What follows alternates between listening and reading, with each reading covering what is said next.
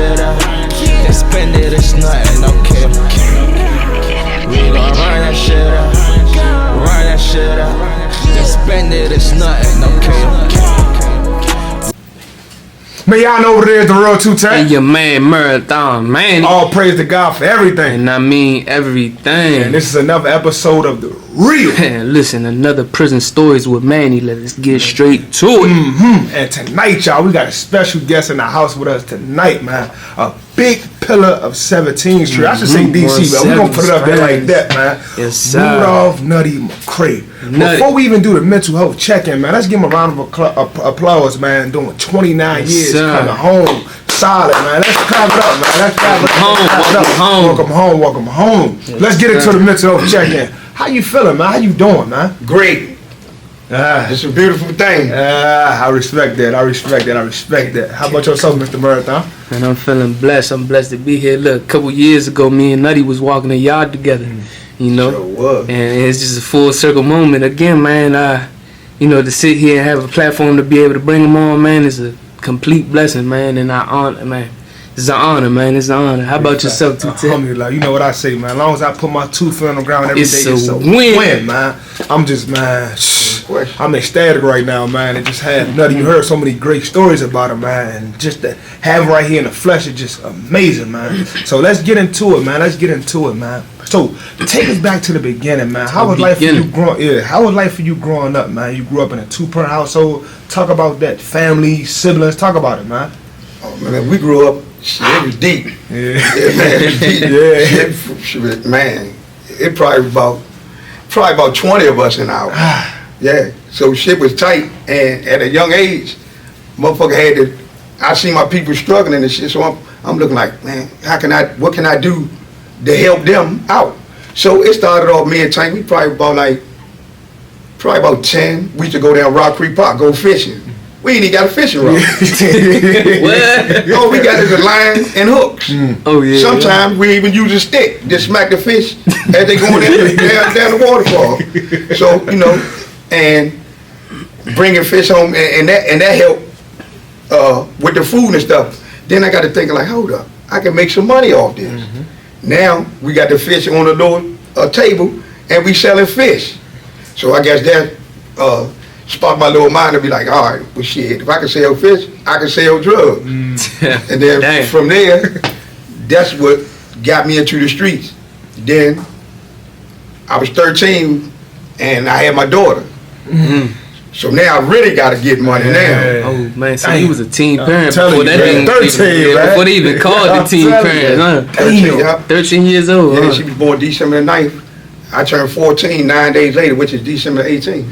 Damn. Ebony. Yep. Yeah, shout out Ebony. That's crazy. How did that feel, being 14 years old and having a child, a baby? I was nervous as shit. Yeah. Because I was a baby myself. Yeah, I know. Right? And you just got to learn as you go. But everything worked out all right. No question. So, tell us about the neighborhood, about 17th Street, with you growing up in that era. You know, it's generations of this neighborhood, and you're one of the earlier ones, man. Tell us about how this neighborhood used to be, and what it has changed to. When I was coming up, man, we had some fly motherfuckers in our neighborhood. they were the niggas. Yeah. Basically in Northwest, they were the niggas. And you see them, they got the jewelry on, the bras, nice cars. We got the best of both worlds, because you had the Ontario Theater at the top of the hill, and you had the Calorama skating ring at the bottom of the hill. Everybody had to come in our neighborhood just to party. You had to come here to party. Not that you wanted to go skating over Southeast. Nobody trying to go skate. So you had to come in our world. Yeah, for sure. So let me ask you this, man. 17th Street has it always been like multicultural as it is? You got Spanish people, Asian people. Has it always been like that when you was coming up? Nah, it was just blacks and Spanish. Okay, blacks and Spanish. Blacks and Spanish. Yep. I mean, you had a sprinkle of white dude, like you had a white dude John. You had a sprinkle of white dude, but not like it is now. Right. Yeah. So, to piggyback on that question, how was the relationship between the black and Hispanics back in them days? Was like the 80s? Shit, in the 70s. Yeah. Okay, Yeah. 70s. And- My parents came in the 70s, so that's In why the I'm 70s it curious. was cool, but like for the most part, like you had a couple of families down here that lived on Euclid Street, but for the most part, they was in Mount Pleasant. Right, Okay. right. That's They a was fact. more up there. Okay. Yeah, but like we always mingled. Like when they used to have, I forgot the name of that. When they just rope the street off right here on Columbia Road, A block and come party? all the way around 18th Street. Adams Oh, Morgan. Yeah, they yeah, went to sell yeah. food and all that. Oh yeah, Adams Morgan Day, Adams Morgan Day. Adams Morgan Day. It's been a mess. They had one of them jumps. Yeah. No, Yeah. but in Mount Pleasant they used to have the But it scratched all the way Hispanic down. festival. They used to have like Hispanic. Yeah, festival it scratched all the way down from up there and came all the way down to Florida Avenue down there at the bottom of Reed. Okay, yeah, Adams Morgan Day. They Yeah. had the streets blocked off. You know, you got all kind of vendors. You had all different kinds of food and all that type of stuff. Okay, what was the differences between Northwest and well, more so, Northwest, Northeast, Southeast, Southwest? Like, what was the differences back in your day when you was out here? We always looked at the Southeast motherfuckers as some dirty motherfuckers. Yeah, they were just sleazeballs. Southeast always been like that. Yeah, it's still to this day. Yeah, They always been the sleazeballs. Like Northwest and Northeast was basically in competition because they swore they were the flyers. Oh, okay. Yeah, uptown was just different. And Uptown was always different. Always different. I mean, you had some players down there in Southwest, but for the most part, Uptown was where it was at. Okay. Go ahead, you. Yeah. Go ahead, Vern. No? Yeah. Alright, so we're gonna fast forward to, like you said, when you was 13, you had a child. If you went from selling fish to selling drugs, Yep. right? So how did that go about with you getting in the game at an early age, and what was your motivation? More money. Yeah. That's all it More was. money. Yeah, Keep and it real. like at that time, when I first started selling, it was reefer. It wasn't even weed. It was reefer. Reefer. Yeah, reefer. That's the old school It was generation. sesame, yeah, and Reefer. like back then, now it might not sound like nothing, but you get $1 off a bag, and Damn. okay, but you might sell 300 bags. So it might not sound like nothing now, but at that time, yeah. if I made $300 and I'm 13 years old, I made that today. That's a lot of money. That's Yeah. a bankroll. Shit ton of money for Yeah, 13. so I was cool with that, but then I started saying like, okay, well, if he making me, if I can, I'm hustling for him. If I get my own stuff, I can keep all this money. And then I start asking him, I'm like, man, how much you pay for an ounce? How much you pay for a quarter pound? And so forth and so forth. And they like, at that time they used to have some little gloves, some see-through gloves, like plastic gloves. They called it 5-finger ounces, and they were selling it for $25. So I'm like, okay, all right. I go buy me a couple of them. Now, if I spend $25 on an ounce, I can make 200. So I'm like, oh, okay. Now I'm going. They had some Jamaicans down there in one of them in the building in between 14th and 15th. That's where you buy the weight of the weed. That they had some Jamaicans up in there. So I met one of them. I'm going down there. So he starts like, man, no, here, take this pound. What? Really? Okay. Really? What? Really? Yeah. Okay, now we on to something. I'm here. telling you, yeah. Yeah, so now money coming in. Now I can look out for my whole family. No question. Now things looking up because now I can get all the nice stuff I want. I can make sure my daughter get everything she want, and everybody all right. No question. So, who was your crew? Who was the people that you ran with, man? Like when you was coming up?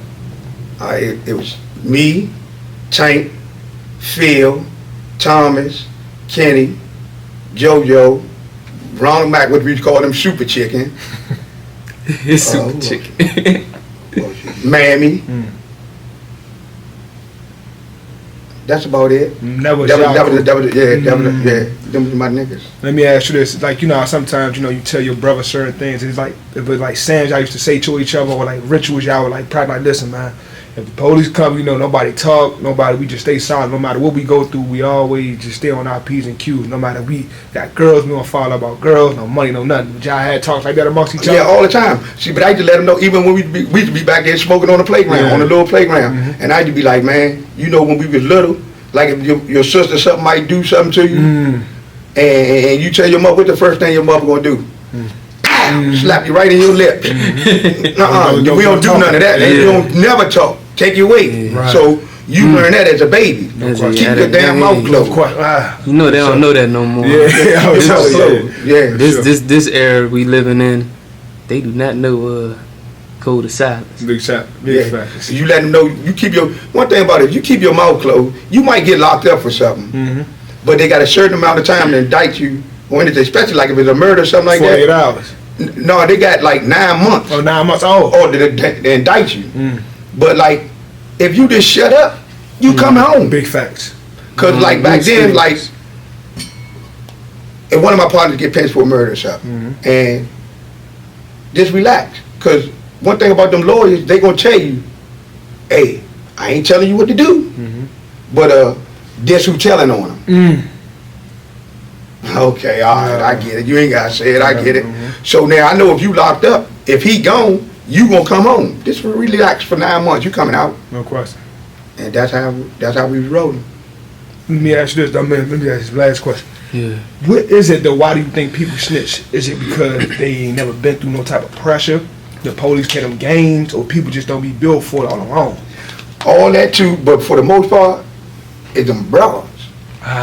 See, cause you got dudes think about, who gonna be fucking my girl? That's the main thing. Ain't no question. They gonna be like, who gonna be fucking my girl? You shouldn't be worried about who fucking her while you was out. Yeah, for sure.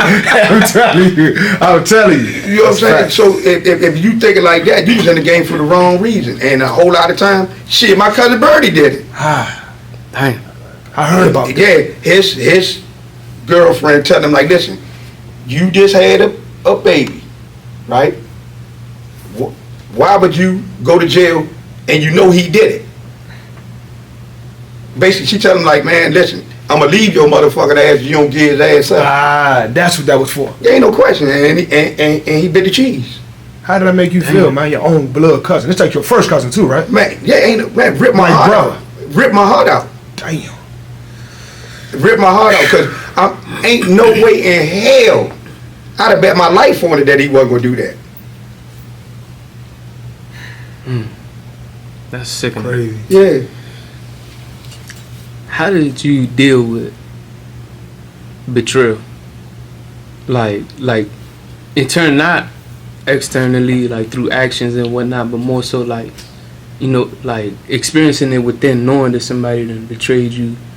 I mean, it hurt deep as shit, but I look at it like this. I was like, it was my fault, because I put myself in that predicament. So now I knew what I was doing is a chance that this can happen. And at first I was bitter as shit, but then I got to thinking like, well, Nutty, you did do it. And so like, and I'd be like, all right, okay, I did do it, and that'll take the sting out a little bit, but it's still there. It's still there. It's still there. Even with any betrayal, I'd be like, okay. And then especially you doing a life sentence, that make it hurt that much worse. When you like, man, this motherfucker, all they had to do was shut up because they didn't have nothing but a rack of shisha. And then one of them niggas that told them to have nothing. Him, and I fucking with a little dude Omar too. He another nigga that ripped my heart out. I was like, and I'm just sitting there, and I'm at the table, and they just coming in there, and they gonna get up on the stand, they mugging on me like I'm telling on them. Damn, they were hard, huh? What? Yeah, they gritting on me like I'm telling on them, and I'm looking at them like this. Damn. Friends and them was little kids. They used to come to our trial all the time. And I'm turning around looking at them like this. You see these bitch ass niggas? You know what I'm saying? This shit is crazy. But those was your main man, your partner. Hell yeah. So let's get into it with that, man. Since you mentioned you had a life sentence, right? I guess let's start from what led you to get a life sentence. And the crazy part about it, it wasn't even nothing to dealing with me. Like I said, it was because of what Kenny. But it initially started off with I don't know if y'all know, it was a dude named Bonnie and Juan. There was Juan's in the man. Bonnie, Migo Bonnie, and Juan. And Juan, them was Juan's in man. Right. Okay. they was at one of these clubs up there in up on Columbia Road, and Barney got stabbed, Juan got stabbed, Lil Rick got stabbed, and somebody else got stabbed. But I'm like, shit, if y'all was like us, shit, our crew, we handle that. Yeah. Y'all can handle that. Yeah, for sure. And they like, huh? You need to put somebody down. No question. Yeah. Somebody got paid for that. They spilled blood on y'all represent our block. No question. They spilled blood. Okay, y'all got to spill some blood. And they like, all right, never do it. Now, the little dudes that did that to them, they're like, all right, fuck these niggas. Them niggas some suckers around here. So now, you got niggas coming around here busting. We ain't never had no shit like that. Never, ever, long as I was alive, we never had a motherfucker come around here shooting. We do the shooting. Nobody taking target practice at us. No question. Yeah. So, and one day I just happened to be out there. I'm like, oh hell no, fuck that. And the way the little playground was, the little dude, he came down on a bike and busted left going up Mozart. Yeah. Just so happened he was riding a bike so fast because when I ran down the back to come behind the Ritz and come there used to be some steps right there. And he had just got past. I was pissed. I was pissed because I wanted his ass to still be right there so I could time him. I'll tell you. And then after that, and then about 2 days later, that's when the shit with Kenny and them. So now, when I'm looking at it now, you want to spill my family blood. No question. Now I feel disrespected because you niggas know better than fuck with my family. So now I don't give a fuck. I'm gonna kill any one of you motherfuckers. And that was my mindset. And that was all our mindset at that time. Not knowing that we had some rats in the what we call 'em. Rats in the circle. Yeah, literally. Yeah, so that day, man, like I'm gonna say this, okay? You did that. So let me ask you this: were you convicted of murder? And the crazy part about it, I didn't get found guilty of no murder count. No, none of that. So No murder. why they give you? I got found guilty of some shit I wasn't even there that night. See, it was personal with the prosecutor. Because they already had a personal thing. Broad named Cynthia Wright because I beat her before. So now she like, yeah, all right, okay. And you beat her for what the first time? For murder. So, but now, being though the jury found me not guilty on the murder counts,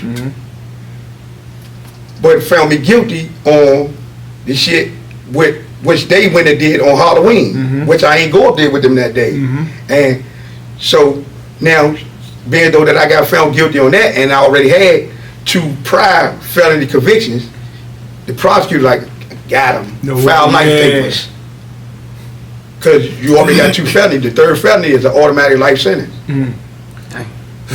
They sentenced you to 89 to life. 89 to life. 89. God, what was going through your mind? 22 years old, man. What's going through your mind, man? I was hollow as fuck. I was pissed. When I went back, and that's crazy, and your mindset like that, I'm like, okay, all right. They gave me all the time. I'm mad at the world. So now, if anybody do anything, I'm gonna tear their ass up. Yeah, because I'm pissed. No question. I'm pissed. I gotta take this frustration out on somebody, and I can't take it out on the motherfucker that I want, because they got separations. Damn. Yeah, so I never seen them again. I never seen Birdie. I never seen Chris. I never seen Omar again. And they end up getting time too, right? Yeah. Damn, and they snitched. They still got time. Yep. Birdie wound up dying. And the crazy part about it, he could have freed me then. He caught bone marrow. All right, he had cancer, and I'm like, all right, okay, Nutty, this might be a shot for you, cause they already gave him 6 months.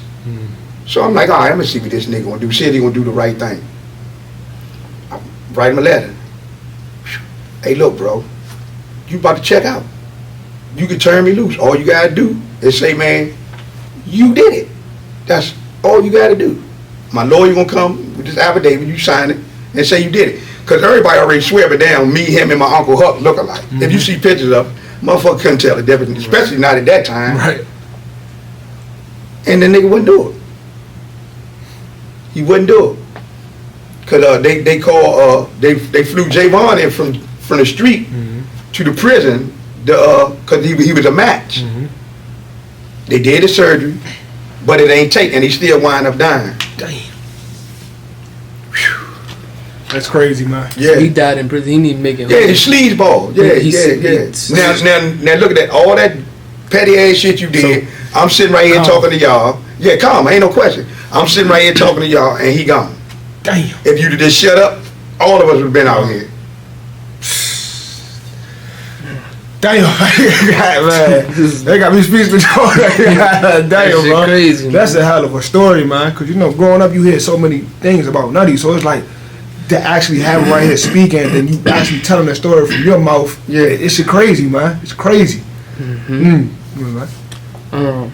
So, when you got the 89 to life, what did they send you to?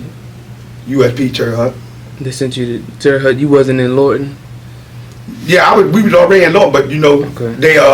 they had closed Lorton down in '99. Okay. So once they closed Lorton down in '99, they sent it to a prison in Waverly, Virginia called Sussex 2. Okay, I heard about that one. Yeah, That's that's where they vicious. killed the dude for doing the father for that the sniper Easy stuff. sniper, yeah. Yeah, Get the lead with Oh, it. the Malvo or yeah. something. Yeah, Yeah, yep. The older one. The father, The father, yeah. Okay. So they sent you. All right. They closed Lorton down. Did you do time in Lorton when you got the 89 to life? Yeah. Can I was there. Mm-hmm. I was there. I did 5 years there before Okay. they actually sent me to To the Terror feds. Hut. Yeah. Okay. Well, So- to Waverly, Virginia. We stayed there for a year. Then Then you know, once they found out where they were gonna put you at. Yeah. Can you just give us a little bit of a background about doing time in Lorton and how that went and how that goes? Oh yeah, it went. And see now I thought like Terror Hut and them, the pen, I'm thinking that was gonna be the worst of the worst. Nah, they ain't nothing nowhere near compared to what Lorton was. You ain't no man, they gonna take your cookies. They can just tell you want to make a sniff it. Man, they gonna take your ass. Yeah, you ain't no man, you gonna be a gump. But how do you survive? How did you survive Lorton, man? Because you hear so many horror stories about it. How did you survive? When I first got there, my father was there. And that's crazy. And he was like, man, you gonna need this. I'm like, what the fuck am I need that for? He gave me a big ass screwdriver like this. He like, you gonna need it. And the crazy, this is wild, cause I met another little dude, and we were the only two young dudes on the bus going down there that night, coming from DC jail, going down to Lorton. Yeah. And both of us in our early 20s, but we on the bus with, the bus hold 40 people, so that means it was 38 older dudes. But we get in R&D and they riffing off what unit you going to, and they like, the last 10 of us, they talking about y'all going to Animal House, which was a dome, a 6 dome. And so the older dude's like, hell no, I ain't going to there, I ain't going to there. So I'm like, I'm tired of this shit. I'm like, man, give me a bedroll and just show me where the unit at. And me and the dude. And that's crazy. As we walking in the unit, he on the left side, I'm on the right side now. As you walk through the little breezeway to go into the back of the unit, because when you first come in the unit, there's a day room, pool table right here, the officers station right here, and you got to walk through this little breezeway. And on this side, you got the bathroom. On this side, you got showers. So we walking through, he on the left side. Motherfuckers yoke him up. Damn. Yeah, Straight like that. Man, Yoked him up. Come here. yoked him up. I'm minding my motherfucking business. You like, You ain't got no choice. I ain't got shit. I ain't stupid. So you like, I mind my business, so I go in there. They did what they did to him. I'm like, damn. But at the time, I don't know what happened though. And You just kept it moving. That's all. yeah, you keep done. moving on my business. This ain't got nothing to do with me. Mm-hmm. And like 2 days later, now I see him. He walking with a dude, and he holding the dude belt loop. Whoa. So now in a 2 day span, you went to All being right. a him To a sheep. with a shitload of time Yeah. to a fag, a nigga fuckboy already. And he look at me. I'm like, yeah, I really am gonna need that night. I'm telling you. Hey. Cause I'm little as shit. Yeah. I get straight on the phone. I call my grandma. I'm like, man, you ain't gonna believe this shit. She like, what, baby? Cause you know my grandma, she's always, cause I was little. She thinking that, man, and she hearing stories about it, cause she knew My grandfather and all them have been locked up. So she like, whatever you do, I don't care. She said, I can always come and visit you. Do whatever you got to do. Don't let that happen to you. Don't let nothing happen to you. She said, I'd rather come and see you than, you know, that happen to you or somebody kill you. Because I can always come and see you. No question. Man. That's a real brand. So, Shout out. let me rewind that. You said your father was there Yeah. in Lawton, Mm-hmm. and he gave you the knife. Yeah. How did that feel, seeing your dad in prison with you? No. I mean, it feel weird because just a second ago, I was on the other side of the gate coming to see him. And him and my uncle was there at the time. Man, your father did, how much time was he doing when he was like 20. 20 years? Yeah. Back then, that was Considered life? Yeah, 20 years, yeah. And I mean, they give you 20, you can do 13 and get out. That's if you ain't, caught you another case. And that was happening a lot in Lawton. I've heard of What? stories. Get raped? No. Oh. Catching cases. Oh, hell yeah. I've heard of The helicopter drop all the time. Damn. Yeah, I've heard stories where, somebody got released, they go on, get into something or something happened, they done kill somebody. You got haters. You got haters because now motherfuckers, you ready to go home. So a motherfucker hating and do something to you because you go home. It ain't your fault because you ready to go home. What you hating on me for? Yeah. Yeah, they definitely had a lot of that. So. And it was basically geographical. Northwest, southeast, southwest. Basically. Yeah. So, boom, Lawton closes down. They start sending you guys out to the feds. Well, first they sent you to Sussex too. Yeah. How was that treatment? Because I know, Lawton was more like closer to DC, and I'm pretty sure the staff was predominantly African American, if I'm not mistaken. Right. But Sussex too, that's like in That was the motherfucker's first introduction to some racist shit. Cause let's get into it. Soon when you get off the bus, they got you on the line. You got the black box on, which Yeah.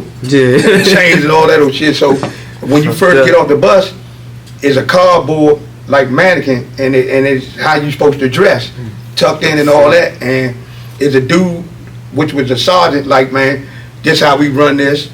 You gonna be dressed like this. If you got dreads or anything more than 1 inch on your head, you either cut it or you going in the hole until you cut it. At the time, I got plaits, so I'm like, fuck y'all, I ain't cutting my hair. They like, what? I was like, fuck y'all. They roughed me up. My feet never touched the ground going to the hole. Yeah, they carry you they carry me. in Virginia. They You already small too. Yeah, I'm small. Yeah, they got the big old redneck motherfuckers. Yeah, they carried me. Boom, threw me in it. They put me on the 4-point restraint. No mattress, straight concrete. I'm laying out there like this. So the first day they come, they and Mr. McCrae, you gonna comply? Fuck y'all. The next day, you gonna comply? Fuck y'all. Another day go past, fuck y'all. This lasts for 8 days. Now mind you on straight concrete. The 9th day, I'm like, man, fuck that. Yeah, come on, man, y'all tripping. I can't put him a fight, yeah. Man, y'all tripping, I man, did it come long on, enough. man. So the 4-point restraint did like them as in days went by, where they let you use the bathroom, or how did that go? Yeah, when you use the bathroom, they take one hand loose and they give you this little tube, like a little cup. Like Yeah, you piss or shit, whatever you gotta do in that. Damn, wipe your ass in it and all Yeah, that? when it's time for you to go to shower, they put the dog chain around you and they got a leash on it. And they walk you to and they walk you to the shower like that. You get in the shower, they ain't taking it off. You get in the shower, then they take the shit off. Like a real live animal. Ain't no question. Yeah. And the only reason why they got it off like that, cause you real live under the gun everywhere you go at it. So you ain't gonna buck on no motherfucking gun. You like, yeah, okay, y'all got this one. So that's why you were saying they able to lethally shoot you. And then you get away with it. Nah, see, like, you had motherfuckers might be fighting. They ain't gonna use the real bullet on that rubber jump, but they gonna hit you with that rubber jump. You gonna think you got shot by the real. So that's why you said your time in the feds was different because there was more order. You would say. Yeah, see, and Lord, even when I was in maximum security, the worst that I ever seen since I've been locked up, they got a joint called a Sally Port in a wall. What's that? That's literally when you fucking up in maximum security, you go in this dog kennel. Literally, you outside. Damn. And you know, They keep you out there for how long? long as they feel like it. I was in there for 6 months. Outside. Outside. Yeah, you out there with the elements. Yeah, ain't no the floor is dirt. Like the joint they be having, what's the ADX? Like them joints outside, like I don't know if I said See that ADX is underground. See, that's you underground. don't see nothing. Yeah, see them cells, that's the Marriott compared to what I'm just talking about. Damn. Yeah, And that's ADX is a level 6. That's supposed to be the worst of the worst. Yeah. I mean, it is because you ain't got no human contact. But you got a shower, TV and radio, all that in your room. And you just don't leave out the jump. You just don't leave out your room. But I mean, it hurts. Yeah. But this ain't nothing. Yeah. But that shit. being out there with the elements and stuff. Yeah. Crazy. Well, if it's 100 degrees outside, you in there sweating like a motherfucker. It's 1,000 degrees, you in there freezing to death. How did you survive that? How like your mental, bro? Like, you know what I'm saying? Because you saying to me, like, how did your mind like process that, man? Like Throughout all this, right, the only thing that really kept me sane, because a lot of dudes had to take what I call Skittles, the pills, you know. Yeah, they be fucked Motherfucker up. trying to cope. Yeah. The average motherfucker trying to cope by being high off something. Yeah. They don't care what it is. And that's how they cope. How I cope, I kept my mind on my kids. That's what kept me sane. real. That's That's real. shit. No, Yeah, that's real. And I totally believe you because it wasn't a day that went by that I was in prison that I didn't think about my son. Yeah. That was I knew I had daylight. I knew I had daylight, so my main motivation was getting back out here. And that's what mine was. Now you got grandkids. And I had to walk the track all the time by myself. Yeah, I know. I'd be like, man, how the fuck am I used to watch them. No question. Yeah, I gotta get out of this. No question. No question. Go ahead. Yeah. So, you know, how did you survive prison, man? You know, 89 years. You going from Norton to you going to the feds. How many feds? How many times when you moved around, you were shipped out? Nah, see, like with me, Yeah. I ain't do no whole. I only did going. The two I came to the feds was Lawton and Sussex. Then once I got in the feds, it was Cherry Hut and McDowell. McDowell, yeah. See, I don't do no travel. See, the motherfucker always do all the traveling, be the one that lose. Try to stay on your P's and Q's, as you were saying. No, when I say the one that lose, is if you got tagged. Like say if you getting in with a motherfucker. Oh yeah, they said you. Yeah, right. okay, You know, okay, that's what you meant. yeah, That's what you meant. All right, okay. Yeah, so I ain't trying to lose. He's saying, Yeah, that's how I'm gonna get mine off first. they send the victim out. I'm telling you Yeah, that. the victim. I'm telling you, Right, the I'm- victim. Yeah, the victim. You should- I ain't Who going they that bad, consider no. the victim? You got He niggas gone. on your kids. Ain't no question. Yeah. Yeah. So that's in the because I remember seeing like the aggressor. If we in a medium, he getting sent to a pen because he was the aggressor. His points go Or up. like for the most part in the pen, right? They'd be like, you bust a motherfucker. Now, if I stab a motherfucker, I probably going over for 2 weeks. He'll be in the hole, but he gonna get on the bus. Yeah. But you know, you been in the feds, you know, like boy, they can't stand no DC motherfucker. Man, listen, that's Nowhere in the country. that's what we gonna get into right here. Hey, So, go ahead, man. Fast Get into this, forward, you know? all right, you done went to Lawton, made it through Lawton, you made it through Sussex. All right, cool. You get the USP Syria Indiana, right? Right. How did that shit go? Because that was when DC was just starting to sprinkle into the feds. So No, the last batch, you know, we already had dudes from the city okay, throughout the feds anyway. all right. And they have been laid the foundation down. That's Okay. all they know is night play. They put that down. So then once we start coming in the fed, they like, this is what it is. So okay, well, that's what it is. That's what it is. So, but the crazy part about it, you sent me all the way out here to gangland, and at the time, I don't know nothing about no GD, Vice Lords, Latin Kings, and all. Anybody ain't never heard of none of that. Ain't none of that shit here. Ain't none of that shit in DC. So now the road is reversed because they got the numbers. Okay. And okay, now when I first got there, it was a lot of dudes from DC, and they was tripping like a motherfucker. I'm like, God Damn. Hard enough. What? Yeah. What was the demonstrations like? How What you you said they was tripping like? Soon I walk in the unit, and you know, you been in the Fed. Usually they take you to all the dudes from the city, but like, man, this such and such, this such and such. You know, you meet all the homies. Yeah, you meet the homies. So when I first came in, got an older homie named Ty Shep and them, Tone and them, and they like, man, hey, get him what he need. So a dude give me a big ass green bag full of shit. So I'm thinking he gotta be from DC. So as we walking off and shit, I'm like, man, where he from? What part of the city from? They like, man, fuck that nigga. That nigga from Miami. Yeah, just dropped them I'm off. like, all right, okay, cool. They just, man, fill this shit up. They, you know the bag when you get locked up. Man, I dumped that shit out in the room. I had all kind of sweatsuits, everything. the whole works. I was like, all right, okay, cool. This how it is then. So somebody from Miami gave you that, huh? Yeah. One of the homies probably had Man, they went to him, told him fill it up. And he filled it up. Man, did he? Ain't want no trouble. Either you gonna do that or you ready to lose your whole store. Damn. Yeah. I mean, That's how And they was outnumbered too, right? I mean, DC was kind of outnumbered. ain't no question. But it don't matter. No, we just going hard. We got that night work. Man, it could be 5 of us. Man, It could be 20 yards. Y'all gonna run. Yeah. Now, I say none of y'all ain't gonna play with that night, but y'all ain't gonna go to the limit that we gonna go. We trying to. We gone. We all When night. I say DC has that notoriety in the feds, it's crazy. So much so, like you said, people hate DC people. Man, you got motherfuckers, all them gangs, they ain't even get along.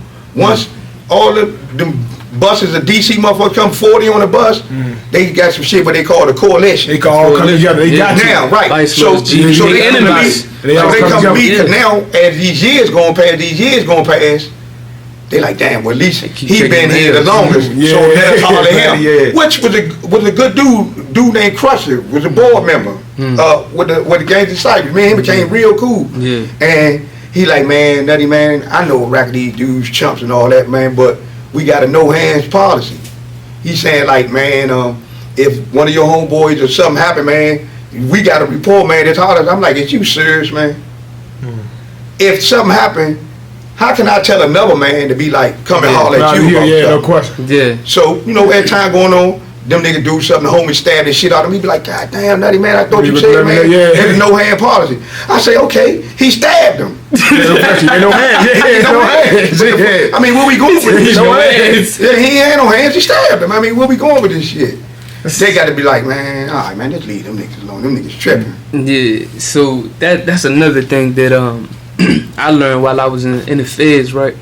In DC, we like DC dudes, we don't do that shot caller thing. Like it ain't no, oh yeah, I'm the shot caller. I talk for the yard, all that. It's other Y'all moving demonstrations. Everywhere else but us. Yeah, everywhere else, other places like states, all that shit, they do that. Like they be on some shot caller shit, right? So just give us a breakdown of what the difference is between how they was moving and how DC was moving. You know what I'm See, saying? but it's crazy because they different than us. See, they got some shit like, they don't see nothing wrong with snitching. What? Nah, because they in their eyes, that's getting rid of the competition. What's that book called, man?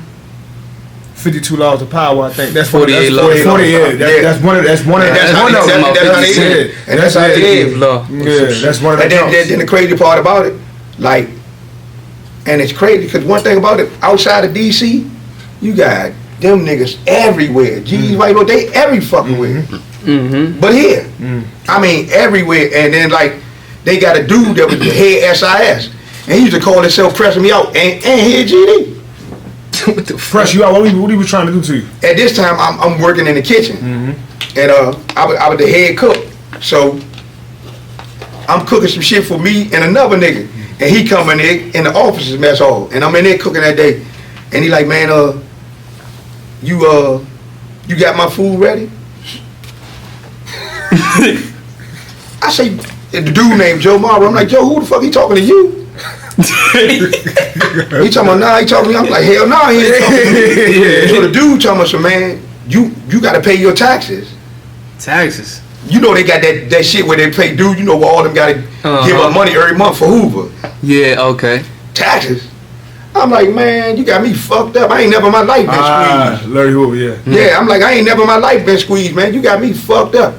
He talking about, man, yeah, well, you know, only thing around here is guaranteed is death and taxes. I'm like, yeah, you right about the death part. Yeah, straight up.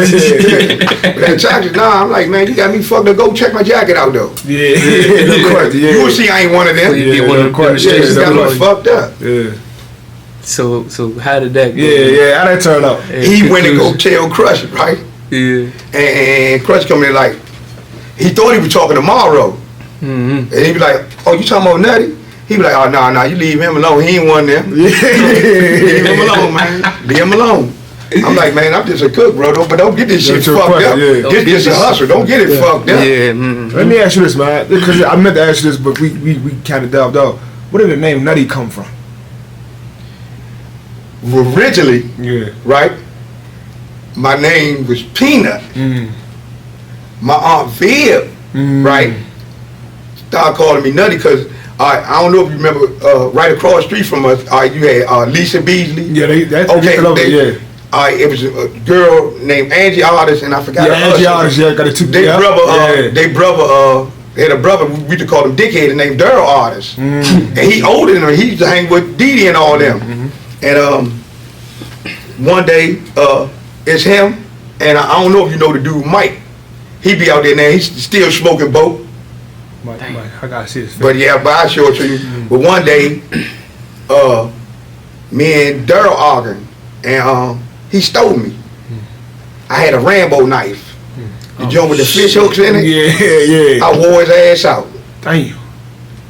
And Mike, later on that day, which one of their buddies, he called himself Straightening. And I wore his ass out. Yeah, he ran down the hill, and it used to be a store right there on the left-hand side of the street going down the hill down 17th Street. Yeah, And he fell out right there. The ambulance and them guys, and they like, oh, this nigga Nutty is a motherfucker. That's how my name Nutty. Okay, cool. They said you ain't play that shit. Hell no, I stabbed the shit out both their ass. How long was you in Sussex? No.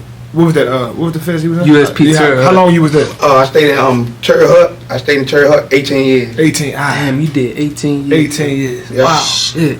Wow. That's 18, crazy. that's a yeah, long that's But everybody was like, all the homies there come and they might do something and they get the fuck out of there. And they like, Nutty, man, why you want to stay up here? Nigga, all this money up here, you crazy as shit. Yeah, for sure. See, I was the type like this. Like, I always provided for my family while I was out.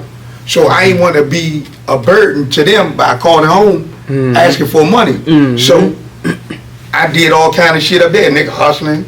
I can make, like say, I give me a motherfucking ounce of dope, which out here ain't nothing but probably $1,000 at that time. Right? But each gram is $2,000 in the Fed. So You run that you check. can imagine, you got that's $72,000. Yeah, damn. So I got a question. Like, So I wasn't leaving with money like that. Hell no, I wasn't leaving. So you did 18 years in one prison. Knowing that you had a life at the back of your sentence, right? Shit, knowing that you had 89 to life. Seeing people go home, especially people that you may have had a bond with or was close to, I'm pretty sure you experienced that time and time again. Later, at the end, when I was up there in Cherry Hut, I never seen nobody go home unless they died. Damn. Don't nobody go home from the pens. Damn. Everybody got multiple life sentence. I never seen nobody be like, all right, I'm gone. The whole time I was there, I might come back, like say you might go to work or something, you come back and they got a memorial paper on the thing. And be like, man, and it's like everybody like a community. Yeah. So, and they might be like, man, such and such a passed. We gonna have a memorial service for him in the gym. Of course, they ain't gonna have the actual body in there, but people gonna come because motherfucker know, like, damn, I'm doing a life sentence. I sure would like some of these motherfuckers come here and say some good words about me. It's gonna be me one day. Ain't no question, and that's how I'm looking at it. And everybody look at it like that. So let me ask you this: did you educate yourself, like reading with school, like? Oh yeah, I always read, kept a job, trades and all that, even though in the back of my mind, I be like, man, what the fuck is you getting all this trade for? Hey, you ain't gonna never go back out there. And now fast forward all this time, you know what I'm saying? Now I got something I can be like, all right, if I need a job. Something you can use while you out here. Exactly. Cool.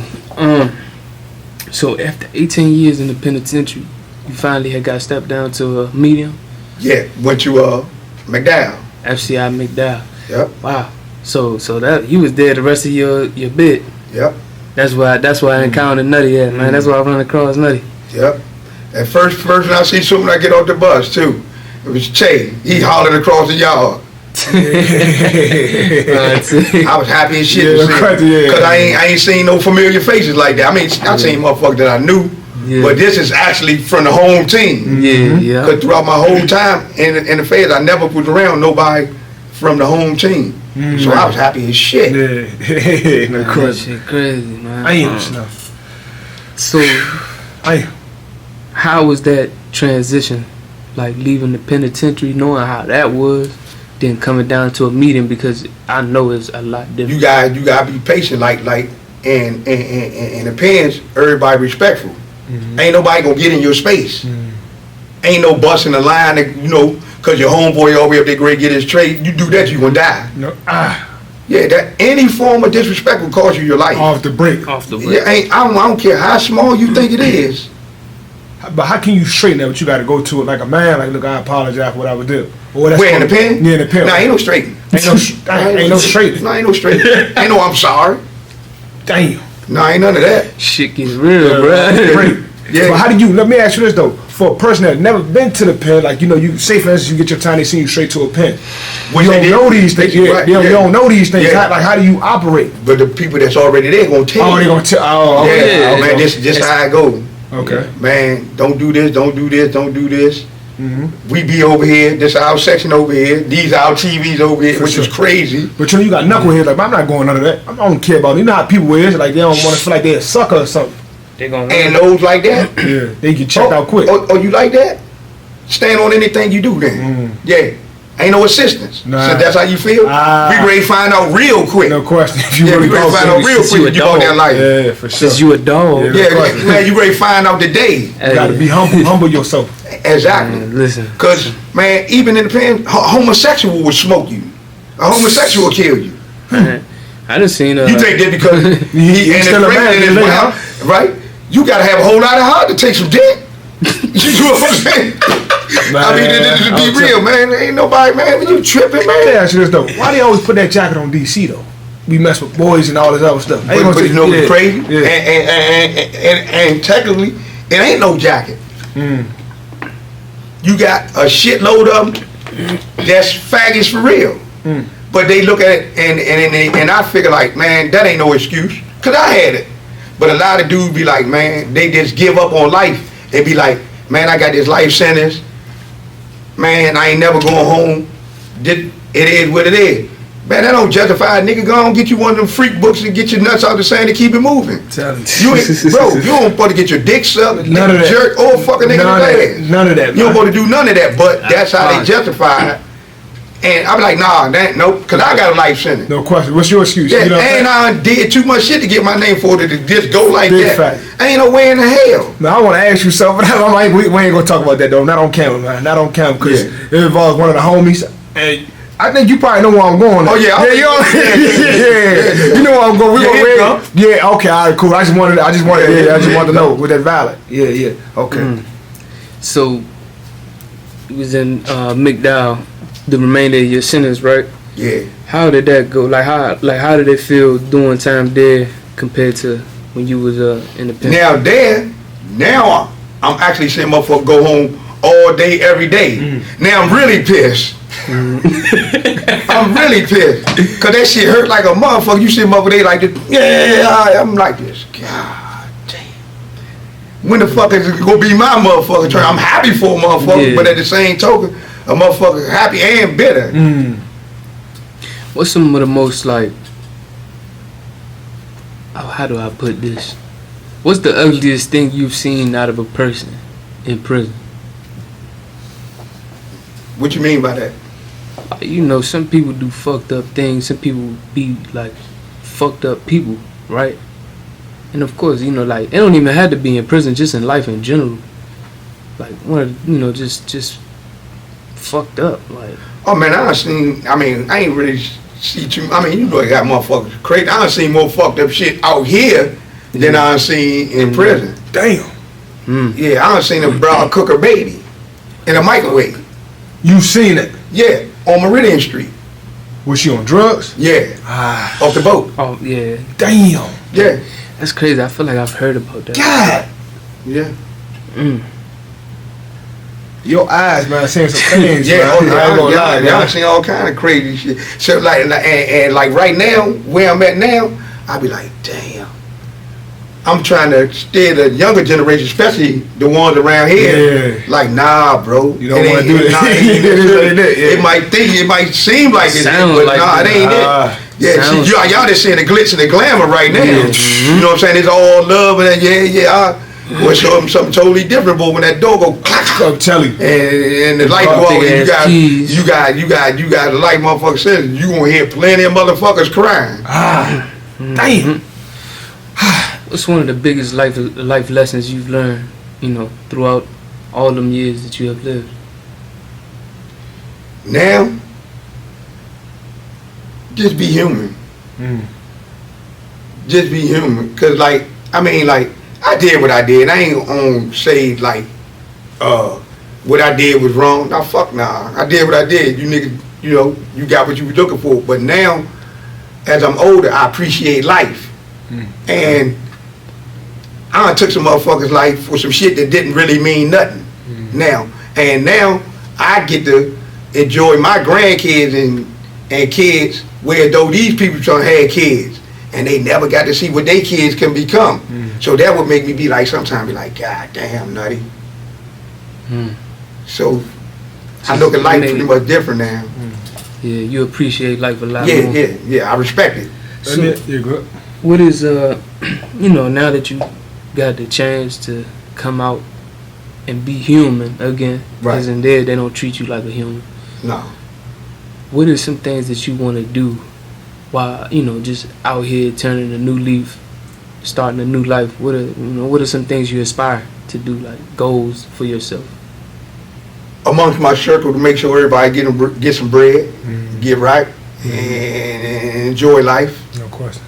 Enjoy life, especially like what y'all got going on. This is a beautiful thing. Thank Y'all ain't out in the street doing no dumb shit. Yeah. You know what I'm saying? Y'all got your head on, and you focus. And if I can't get number one more of the homies to come and follow a path like y'all, then I feel as though I did what I was supposed to do. So, let me ask you this. Talk about getting released. Like, you had 8-9 years to actually getting released. Talk about the process. Like, what was you doing? Like, did you file like a motion? Like, how did you know that you had some wiggle room to come home? Nah, but the crazy part about it, like they had did the bill before, and I think this was like in either 2018 and 2019, they moved the age requirement up to 21. And a lot of good dudes that I was fucking with since I've been doing this number was getting out on that, and I was happy for them. I was like, damn. But I never thought that they'd come back and do it again. And then the pandemic started. So now, you know, motherfuckers dying all around you in prison. And you like, and then one day, the little dude across from me, dude named Mike B from down Surgery Quarters. Yeah. His mother worked with the mayor. But anyway, he like, but another dude named Harvey, remember Harvey, I used to fuck with you from a film. Yeah. He'd always make me come outside and be like, man, let's walk the track. And he used to always talk about, I used to be like, man, Harvey, man, get out of here, man. I don't got no motherfucking luck like that, man. There ain't no shit like that coming my way. Because I already got my mind made up. This is the end of my story. And he like, nah, man, come on. So we walking the track, and he telling me about the bill. I'm like, man, that shit ain't gonna never happen. And then the pandemic started, and like I said, I'm talking to Mike B one day, and he like, man, my mother just said they passed the bill. And I'm like, yeah. And I'm like, he's like, man, if you caught the charge a day before your 25th birthday, you could petition to the court and get out. So I'm like, what? I'm like, man, you on bullshit. So, but they out on the tier at the time, because they reckon half a tier. So when I come out, I call my daughter. I'm like, what website is it? She go on the website. I'm like, read it to me word for word. Don't leave nothing out. The Iraq. The Iraq. Yeah. I'm like, read it to me word for word. And she said that. I was like, oh shit. Damn. I got some action. This I is, said, yeah. this is I a was like, lesson. I said, right man, call my brother, man, and get on top of a lawyer for me tomorrow. Yeah. So she did. But then some other lawyers reached out to me. And they like, man, we'd like to take your case pro bono. What? Yeah, for sure. No money, you good. Yeah. So and then but then what they say? And they like, I'm like, all right, okay, cool. They like send me all your paperwork and all that. So I shoot everything to them. They going through it. They like, I guarantee we gonna get you out. Dang. So I'm looking at the phone like, I said, what you just say? They like, man, like, we guarantee you we gonna get you out. I was like, all right, I'm sold then. Y'all got the case then. Yeah. And as time going on, they filing all these motions and stuff. When I knew it was real, when the same prosecutor that had it, bitch named Cynthia Wright, when they actually filed the shit, and she like, I don't oppose. Dang. I mean, let him go. Damn. I was like, Is she for real? yeah, so they had to, we filed out on February the 3rd. And they supposed to respond. They gave them 4 months to respond. Of course, she waited the whole thing. Yeah. Right? But then she said no, which she said no on June the 1st. Once they said, she said no, we don't oppose it. My lawyers go back to the judge like, hey, look, Yes. she saying she don't oppose it. So the judge like, cause my hearing went to August. So the judge like, well, since she don't oppose, we gonna set the hearing for June the 8th. So I'm still like, man, something probably happened. You know, I'm still like, Yeah, for I sure. don't think it's gonna actually happen. Yeah. So my lawyer's like, man, it'd be good if you write a letter of remorse, this and all that. I'm like, all right, cool, no problem. Man, it took me about 2-3 days to write this letter. I wrote a 9-page letter, folded up, put it in my pocket. I had the hearing was on a Thursday, which was June the 8th. So soon when I come in the courtroom, the judge like, man, I'm coming to the room because I'm doing a video conference. And the judge like, say your name, I say my name and all that. So she was like, you can make a statement, you don't have to. It's up to you, but I'm telling you right now, I'm letting you go. She like, now, do you want to make a statement? I was like, nope. Yeah. Put that paper, kept that paper right there. Nope. So she got the going on and all that. And the first thing she be like, man, basically like, she be like, this is some BS.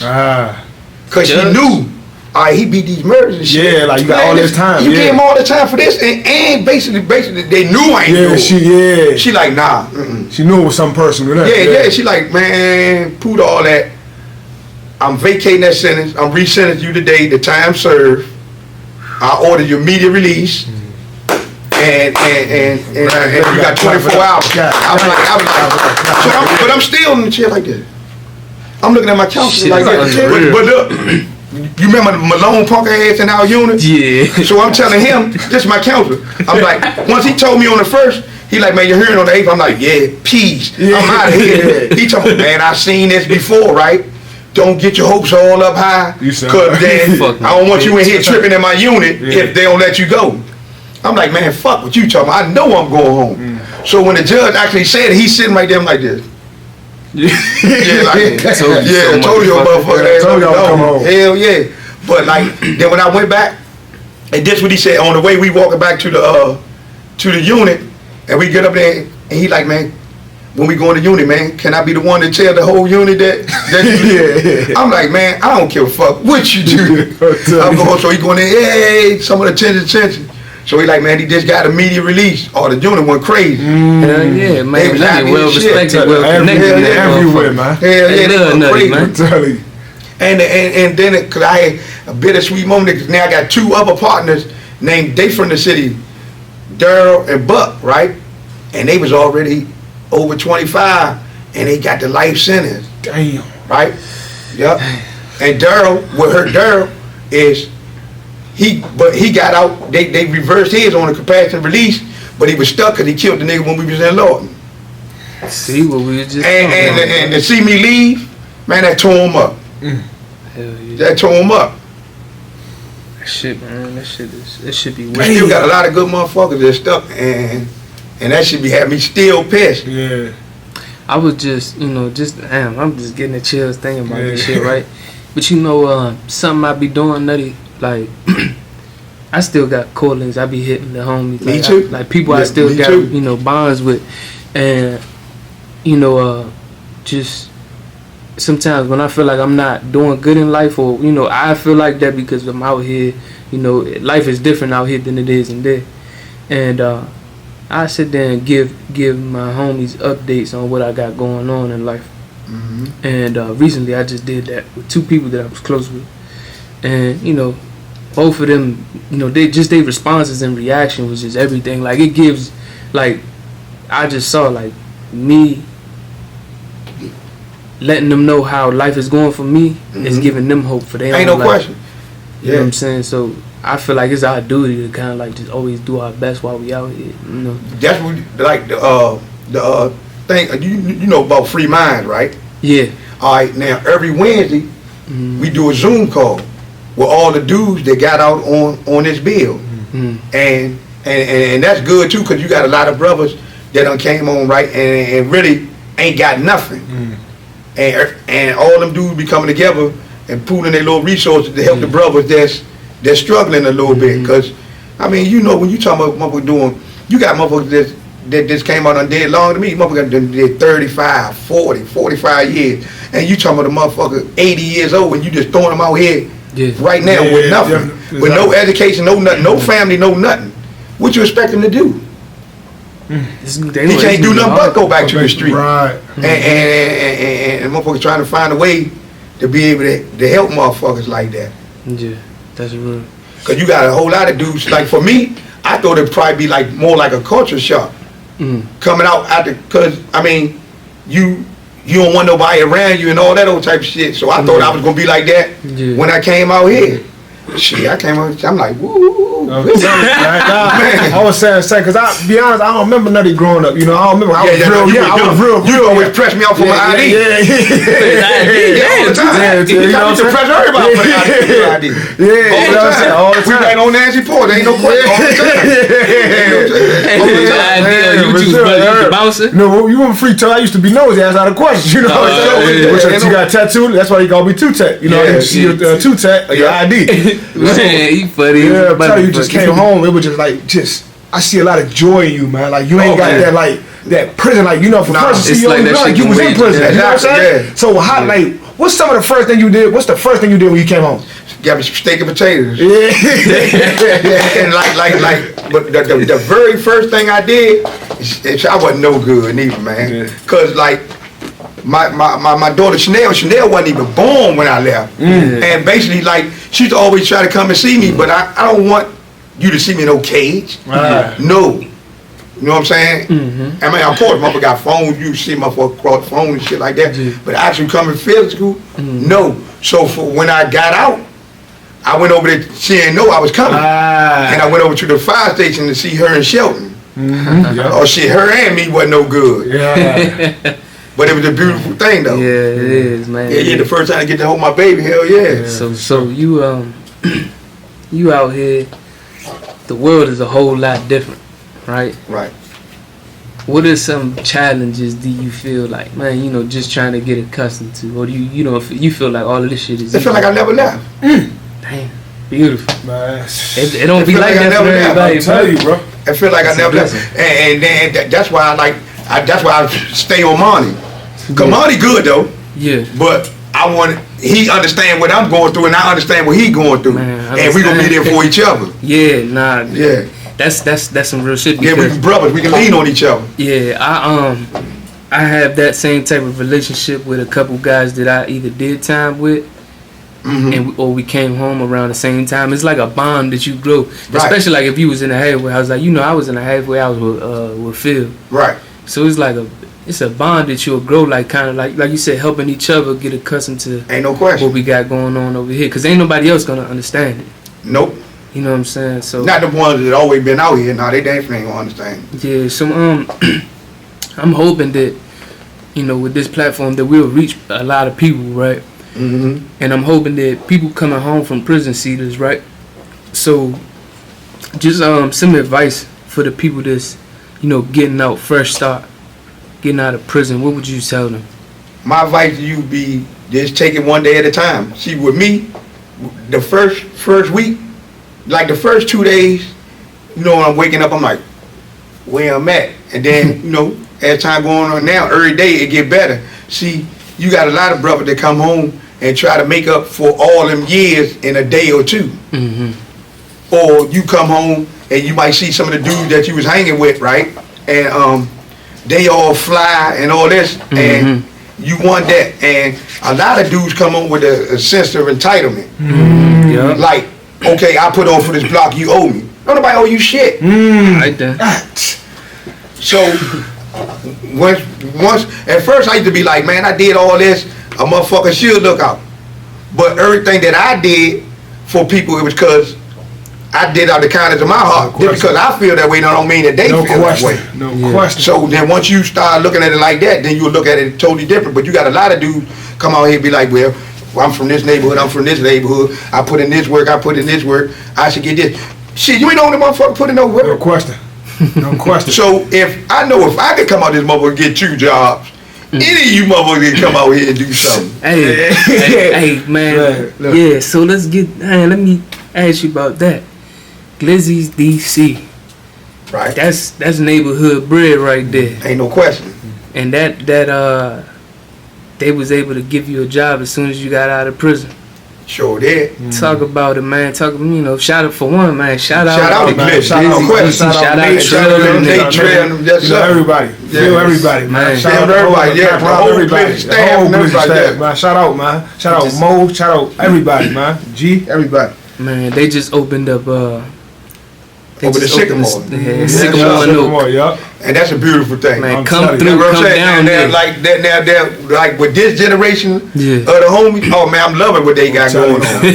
Yeah, they ain't even fucking around. Yeah. They ain't playing no games. They trying to get you that bread, I'm telling which is you. a beautiful thing. Man. Legit. I'm telling you. Yeah, Right, that's the whole Yeah. catch. Legit right now. way. Yeah, because they've Y'all hear me? been Legit. tricking us Yeah, all for sure. these years. They've been Yeah. tricking us all these years thinking they Yeah. gotta do unlegit shit. Yeah.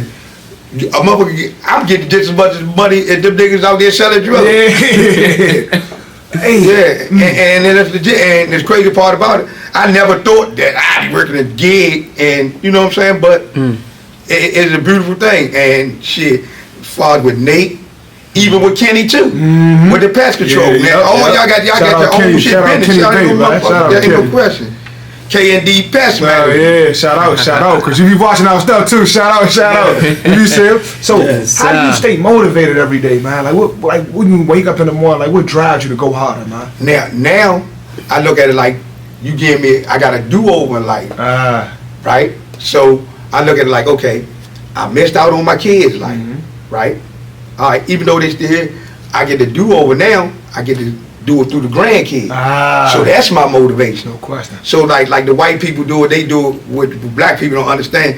They call it estate planning. Yep. There you go. So I'm looking at it like I'm trying to get to a point where though my last name gonna be good for generations. It ain't even about me no more. It's about them. No question. Yes, sir, man. Like, God, this is a candid interview, man. Like, very, very great interview, man. Yeah. Honest, man. Damn. Yeah, and just one more thing, man. A word of advice to them youngers out there that's thugging, man. It ain't that serious. I mean, like, you motherfucker always in their mind, they look at it like I live and I die for the block, right? Okay. You get 9,000 years, that block gonna still go on. And you gonna be wondering why, like, damn, ain't nobody sending me no money, ain't nobody sending me no pictures. Now you gonna feel betrayed because you feel as though a motherfucker ain't showing you the love that you showed this set. Nah, I mean, I get it. I've been there. But if you out there doing something, just steal you enough money to go on and start you a business. It don't take no whole lot of money. I don't give a fuck if you ain't got nothing but a barbershop. You can take $10, $15 and start your barbershop. And then go from there. Damn. This is the last question right here, man. The mindset, man, because I believe your mindset always been there, man. Like you a leader, you know what I'm saying? For you to just have everybody gather around you, that takes some type of geniusness, you know what I'm saying? They looking up to you. Right. Let me ask you this, like the mindset, the way you talking now, man, like has it always been there? Had you always been like wise in the sense of like, all right, I know what I want to do with my life, I know what I'm going at, like direction, even though you went to prison, but did you always have that one, like, oh, you know what? I could be more than this. Did you always think that? See, and it's crazy, right? Motherfuckers don't even know, right? Tanking them tell you, and football and all that was a bad motherfucker. I heard about you in the feds. Man, I was like, even still in the feds when we was playing, I was a bad motherfucker. I could have went to St. Albans just like Larry. Yeah. But like I said, motherfucker had the kid. Yeah, for so sure. now all that got a back seat. right. And I got to take care of my responsibility. Big facts. Big facts. Damn. So, but like right now, any one of them that'll listen to me, I'd be grabbing certain ones, man, hey, come here, let me talk to you for a minute. Because I'm trying to steer them another way. Because I know it's so easy to get caught up. Big facts. It's so easy to get caught up. And then when you get caught up, then you be like, damn. But I'm trying to stop it before it even get to that. Nutty told me. Yeah, You know what Marshall told me, Nutty? Huh? Marshall, I was 19 years old. Marshall saw it was my first charge and all that stuff. He said, "Oh, you made it to the big leagues quick, huh?" Mm-hmm. Yeah. That's how easy it is. And a blink of an eye. And see, this how they trick you. Like, say for instance, you 16, you 17, you got a felony now. But they be like, we'll give you 6 months probation.